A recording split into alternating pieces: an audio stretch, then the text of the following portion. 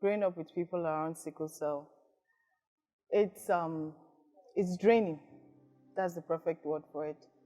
It's There are times where you wake up in the morning and everything is okay, and then the night comes, they start crying because of pain, because they are going through something that you cannot really explain. So it's really draining seeing people around you that you love and you're helpless. Even being a medic, like you work in a hospital, you just can't do anything.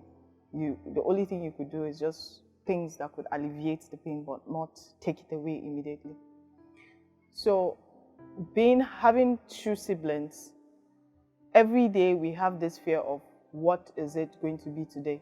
Are they going to be fine? Are they going to be okay? Or the night comes and they fall sick. And when they are sick, you have this fear, this heartbeat, this skipping heartbeat every time, because you're thinking, are they going to make it? Are they going to survive it?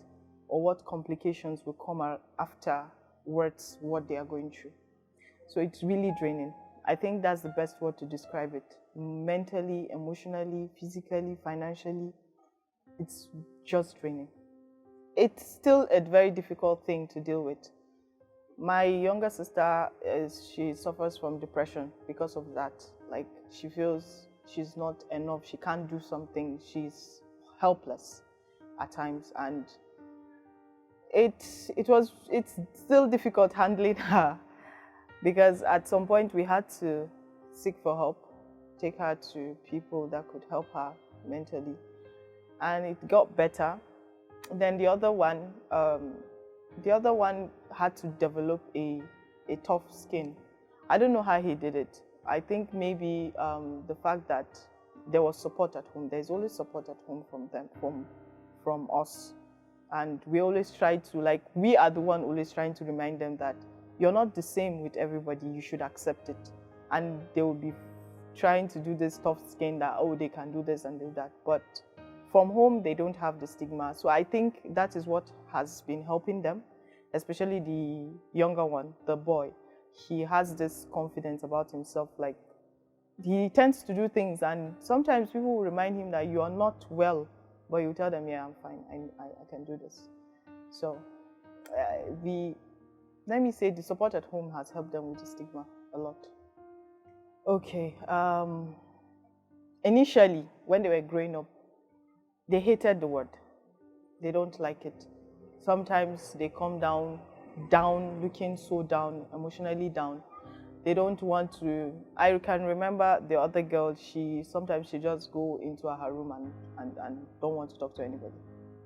But with time, they came to realize that it's just a word. I try as much as possible to be there for them, to make them understand that it's just a word. Because I'm talking about my own personal experience. I have gone through stigmatization. Like, I know how it feels to have this thing that people would look at you and you'd be like, oh, with that pitiful look or something. And what I went through helped me get them through that phase. And now they see sickle as just a word. It doesn't get to them. But at the beginning, they cry, they go into their rooms for many hours. They don't want to talk to anybody. So it was depressing for them at the initial stage. First of all, we are 5, and my parents never knew they were AS. Up to a certain time, they never believed that their kids were SS. They had that, especially my dad, he had that fight with himself. So up to 2014, he still had that confliction of accepting that, yes, this is a condition that they need to accept for life. So I'm very sure they were AS. My dad was AS and my mom was AS. And at the end, funny enough, biology will tell you that AA will be the first, but I'm the first and I'm AS. And then I have an AA after me, then SS and SS, then and AS. That is how the configuration. So you can't really say because AS, the first will be A, the second will be A. No. You just can't tell. It just has to do with how the biology comes for you and for the family. So we having two SS, like they are the third and the fourth. Those are the ones that have the SS. And myself and the last have the S gene that's as AS, while the second is now the only AS in AA in the family. People tend to see it as a northern thing because the northerners have this, they get to marry interfamily. So it's more common because of that intermarriage, family intermarriage within themselves. While the southerners, they right from the beginning, they all believe in looking for spouses outside their community. Sometimes some will even tell you, I don't want to marry this person from my own hometown and all that. But yes, I'm Edo. My dad is Edo. My mom is Edo. We all grew up, though I was born and brought up here in Kano. My dad too grew up in the north. Still, it happened. And I think in the south, sickle cell was seen in more mythical positions. So that's why it's not termed sickle cell more prevalently in the south. Because I can remember my grandma, that's from my mother's side, she had children that died a lot. Like I think she lost 7 kids.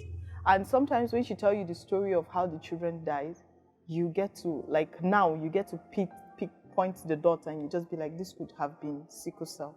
Maybe she also had been AS and the husband has been AS and they were giving birth to SS. Because yes, I can remember that she had a lot of, even my late uncle, the youngest late uncle I had, died because he was sick, and he was a person that got sick almost every time. So then it was more mystical in the south. That's why it's more termed as, they don't term it as sickle cell down there. From experience, I won't tell anybody to do that gamble theory. It's one hell of a ride, because you being AS and he being AS, there's a very high chance that an SS will come into place. In short, it's 70% chance, more than a 50% chance. A 70% chance that it will come to place. I think I had one situation like that where I was in love with somebody who was AS, and I didn't know, I knew he was AS. And right from time, because of the biology everybody was taught in secondary school, just believe that you're AA. And I thought I was AA because I was the first child. So unfortunately for me, I did a medical exams and I found that I was AS. So we had to cut off the relationship. There are options, but to be honest, the options are not viable in our community. These are things that you can't really say when it will happen. What are the options? It's either you abort the child if it's SS, that's you do a genotype testing right from when the child is a fetus, or you decide to just take the gamble and say, okay, maybe one will be AA, and once you have an AA, you just cut it off that, okay, yes, you have gotten an AA, maybe you don't have to give birth again and all that. But why go through the stress when you could just easily make things way more easier for yourselves?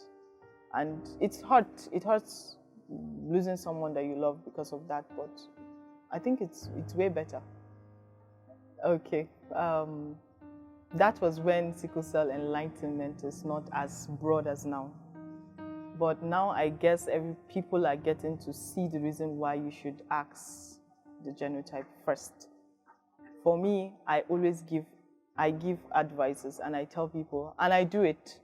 Once I get to meet somebody I am having this physical attraction to, I tell the person, I ask the person, jokingly, I'll be like, oh, guy, what's your genotype now? And that's it. It doesn't matter. It may seem early, but I think prevention, they say, is better than cure. The same stress you go through having one is almost the same. It's just that it's times when you have two. But that stress is there. Everything is the same thing, the same pattern of how it goes.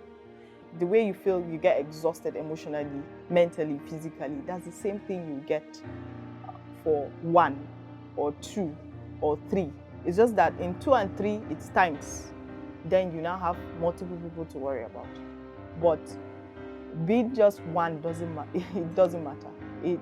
That one, it's still the same draining process. I would say it really it's one thing we underestimate, the power of that specialization in the health medical and health department. Because if we had people who were trained to specifically understand these people psychologically, physically, I think it would go a long way in helping them alleviate their struggles, their pains. Now, the normal nurse who is used to a trauma patient, the way she handles a trauma patient should not be the same way she handles a sickle cell patient, because a sickle cell patient is going through two types of pains, the physical and the mental. I can vividly remember the last time my brother had a crisis, when he was crying for pain, but he was still crying that, God, why? Like the emotional pain he went through, for him to, he's just 16, for him to say that, we could almost imagine what he's going through at that time. But if you train these nurses if you train specific people on understanding their physiological and psychological torture and stress and process they go through, I think it will make a very big difference. I think it will make a very big difference to them, because they will get people that relate to them better than other people.